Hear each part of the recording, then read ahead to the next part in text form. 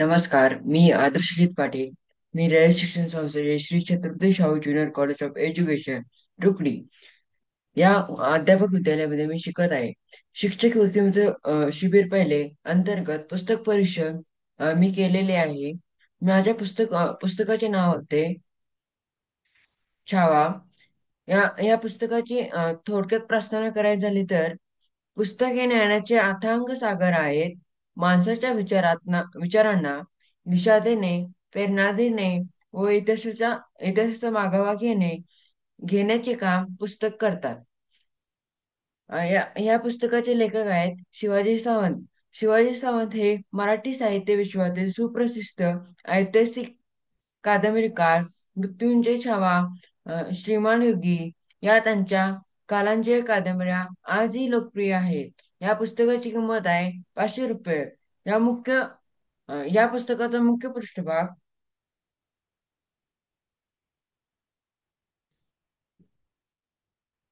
या पुस्तकाचा मुख्य पृष्ठभागावर छत्रपती संभाजी महाराज यांचे तेजस्वी, पराक्रमी व शौर्यपूर्ण चेहरा दर्शवलेला आहे. पार्श्वभूमीला केशरी रंगाची छटा असून तो स्वराज्य, धर्म व बलिदानाचे प्रतीक ठरतो. मुख्य पृष्ठभाग पाहताना वाचकाच्या मनात अभिमानाची भावना जागरूक होते. या पुस्तकाच्या अनुक्रमणिकेमध्ये शिवरायांचे सॉरी शंभू महाराजांचे बालपण व त्यांच्या आईचे निधन ही माहिती आहे. 2 नंबरला शिक्षण व विद्वत्ता कशी आहे.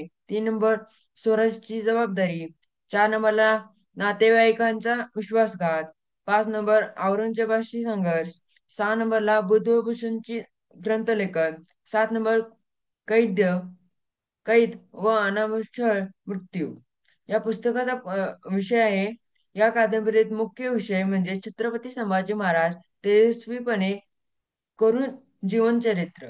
या पुस्तकाचा आशय आहे संभाजी महाराज हे छत्रपती संभाजी महाराजांचे ज्येष्ठ सुपुत्र. लहानपणी आईचे निधन झाल्याने त्यांचे बालपण संघर्षमय झाले. वडिलांच्या मृत्यूनंतर त्यांच्यावर स्वराज्याची जबाबदारी आली. ते विद्वान, बुद्धिमान व साहित्यप्रेमी होते. संस्कृत, फारसी, मराठी भाषेमध्ये त्यांचे प्रभुत्व होते. त्यांनी बुद्धभूषण हा संस्कृत ग्रंथ लिहिला. संभाजी महाराज केवळ विद्वान नव्हते, तर अतिशय शूरवीर योद्धे होते. संभाज अ, योद्धे होते. औरंगजेबाशी जवळपास 7 वर्ष त्यांनी पराक्रमी लढा दिला. अनेकदा नातेवाईकांच्या विश्वासघात झाला. कट कारस्थाने समोर आली.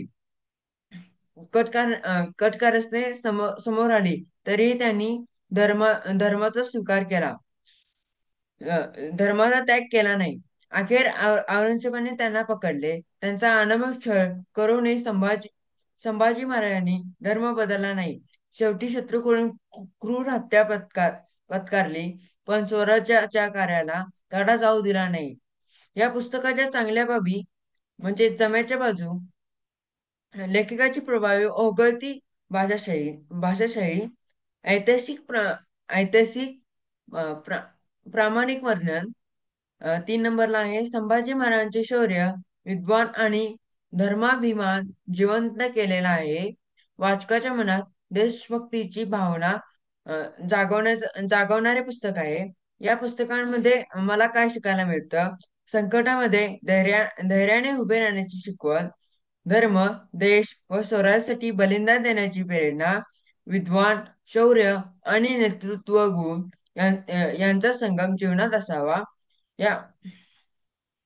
या पुस्तकाला समारोप करताना मी असे बोलेल की छावा ही मराठी साहित्यातील एक कालांची कादंबरी आहे.